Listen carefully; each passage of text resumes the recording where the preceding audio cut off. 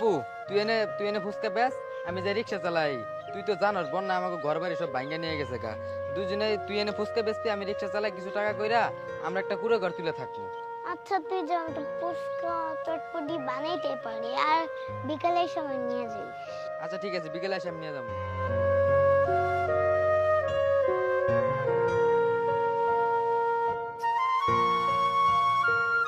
এই তোরা দেখেছিস এরকম ছোট বাচ্চা ফুচকা চটপটি বিক্রি করে আমি জীবনেও দেখিনি। হ্যাঁ, হয়তো আর কোনো ঝামেলায় পড়ছে বুঝছস, নাইলে তো কখনোই ওরা রাস্তায় নামতো না, বুঝছস নাই? হ্যাঁ ঠিকই বলেছিস, নিশ্চয়ই কোনো সমস্যা আছে। আচ্ছা তুমি নিজে ফুচকা চটপটি বানাও? আমাদের পেটের দায় বানাইতেই হয়। তোমার সাথে আর কেউ নাই? আমার ভাই আছে। ও তোমার ভাই আছে। আচ্ছা তোমরা কোথায় থাকো? আমি আর ভাই মিলে রাস্তার উপরে থাকি। শুনেছিস ওর কথা? সত্যি কথা বলতে এবারের বন্যায় অনেকের ক্ষতি হয়ে গিয়েছে। আসলে আমরা মোটামুটি সাহায্য করেছি, কিন্তু তারপরও না অনেক মানুষ অনেক অসহায় আছে।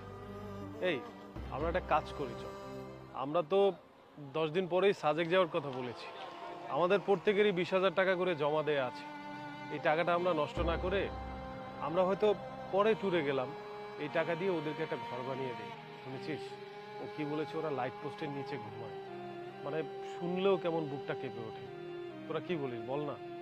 হ্যাঁ, আমিও তোর সাথে একমত আছি, কারণ আমাদের এই টাকাটা না ঘুরে যদি একটা অসহায় মানুষের পিছনে খরচ করি, তাহলে আল্লাহ খুশি হবে, আমরাও খুশি হবো, ওরাও খুশি হবে, বুঝছস?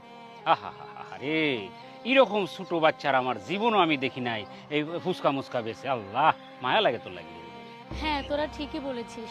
আমরা পিকনিকের টাকা দিয়ে ঘোরাফেরা না করে এগুলো দিয়ে ওদের ঘরবাড়ি করে দিয়ে ওদের উপকার হবে।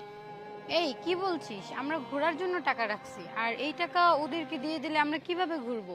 এই তুই চুপ থাক, কোনো কথা কইবে না। আমরা তো যে কোনো সময় যাইতে পারবো। তাদের ঘর বাড়ি বন্যায় ভাসায় লইয়া গেছে গা, আমরা পরে গেলে তো চলবো। এখন তো আমরা সবাই মিলা তারা সহযোগিতা করি, এর মাঝে তুই উল্টা পাল্টা কথা বলিস। আচ্ছা ঠিক আছে, তাহলে দে। এই তো তোরা আমার বন্ধু বান্ধবীর মতো কথা বলেছিস, তাহলে আমরা এটাই করি।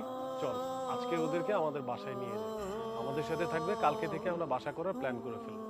আচ্ছা তোমাদেরকে আমরা একটা ঘর করে দেব। তোমার ভাইয়া কখন আসবে?